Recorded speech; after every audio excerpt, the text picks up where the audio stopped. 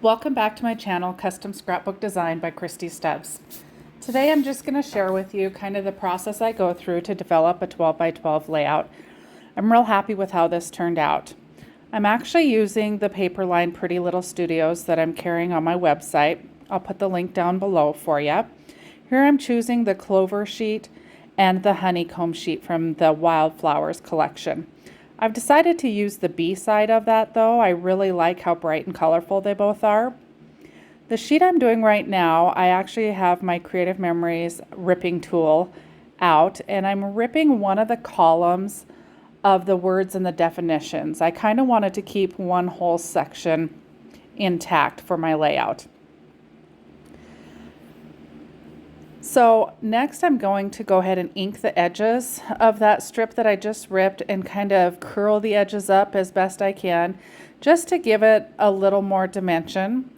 And I'm going to ink it rather heavily because with both of the pages being having so much pattern to them, I really wanted the definitions to kind of stand out and pop off of those patterned hearts behind it.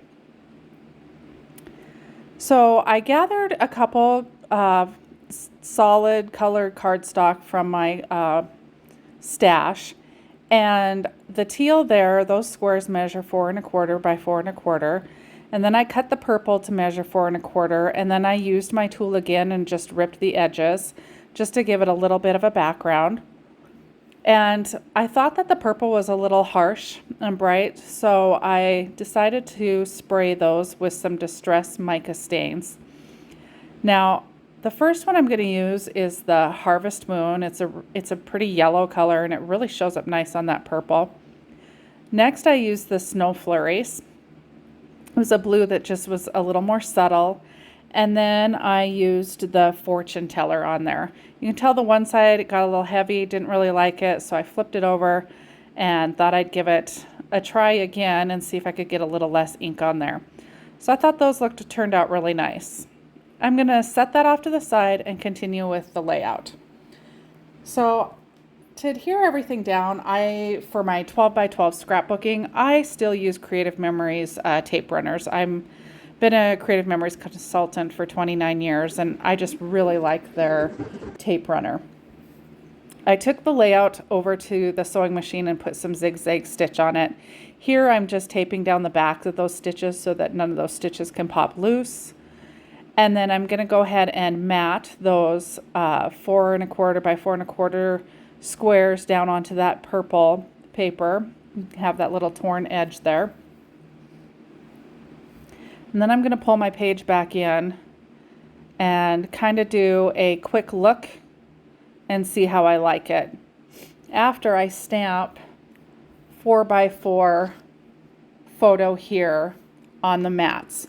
And that stamp I purchased at Country Craft Creations, and I'll put the link down below to her store as well. I kind of wanted to add some of the loose strings coming out from underneath that photo mat, so I taped a few of those down. And now I'm just putting down the photo mats where I want to have them. And that branding strip that I forgot to cut off earlier actually worked out perfectly. I had another piece of that purple paper that had been sprayed, so I matted it and tore it, and I'm going to add that to the layout as well.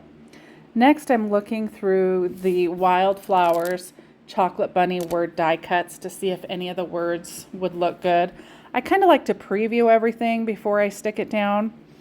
And then those hearts are the Love Springtime die cuts from the Wildflower collection as well.